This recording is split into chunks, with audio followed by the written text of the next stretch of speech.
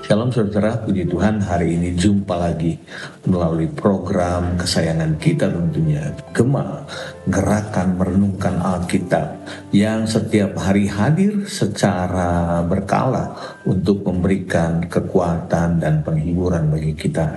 Karena situasi dunia yang sedang tidak baik-baik saja, maka kita perlu kekuatan baru dari Tuhan sendiri lewat firman-Nya.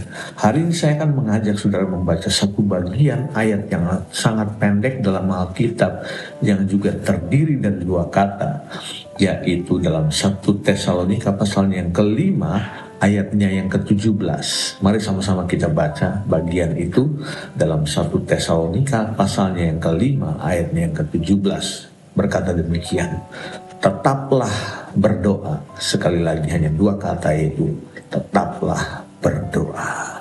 Saudara-saudara, doa adalah untuk sebagian besar orang Kristen memahaminya sebagai nafas hidup orang percaya. Dan itu sudah dikumandangkan sejak lama. Saya mendengar istilah itu dari sejak saya kecil. Tapi apakah pertanyaannya doa sudah menjadi gaya hidup bagi kita? Bukan cuma sekedar jargon sebagai nafas hidup orang percaya, tetapi kita sudah menghidupi doa. Doa artinya bukan cuma sekedar Tuhan membereskan seluruh kebutuhan kita atau kita jadikan Tuhan sebagai pelayan dari seluruh kehidupan kita, tetapi lebih mendalam. Doa adalah hubungan pribadi antara kita dengan Bapa kita, yaitu Tuhan kita Yesus Kristus. Dia adalah Raja, Dia adalah penguasa, Dia adalah Mesias yang punya otoritas di bumi dan di sorga. Kalau saudara paham tentang kalimat yang sederhana ini yang ditulis oleh Rasul Paulus tentang tetaplah berdoa, itu bukan berarti terjadi hanya cuma sekedar ada jadwal doa yang ada di dalam komunitas Kristen atau gereja Tuhan hari-hari ini, tetapi lebih dari itu harus menjadi gaya hidup orang percaya. Di mana saja saudara bisa berdoa, kapan saja saudara bisa berdoa. Jadi saudara harus bedakan antara doa secara agamawi dengan doa secara hubungan. Doa secara agamawi itu apa? Ada jadwal-jadwal tertentu, ada roster tertentu, ada hari-hari tertentu di mana saudara mesti berdoa dalam tanda kutip. Tetapi kalau doa secara hubungan itu harus lahir dari kita menghayati keberadaan Tuhan yang hebat, dan kita tidak bisa bergantung dengan situasi yang sedang ada di sekeliling kita. Makanya kita perlu berdoa. Dan doa juga harus dimengerti seperti ini.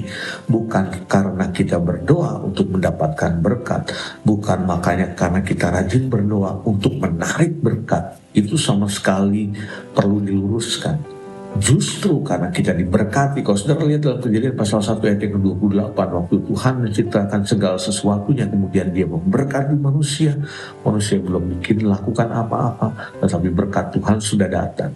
Yang benar adalah waktu kita diberkati, makanya kita berdoa. Karena saya diberkati, makanya saya ambil waktu berdoa intim dengan Tuhan.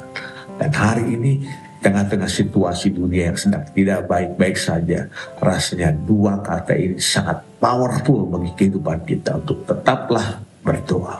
Tetaplah berdoa di segala keadaan. Waktu saudara mengalami sakit penyakit, waktu sakitmu tidak kunjung sembuh, tetaplah berdoa. Waktu usahamu tidak kunjung baik, tetaplah berdoa. Waktu engkau ditinggalkan oleh orang-orang di sekelilingmu dan orang-orang mulai berkata tidak bertolongan, tetaplah berdoa. Kiranya firman yang datang hari ini menjadi berkat bagi kita semua. Mari kita doa.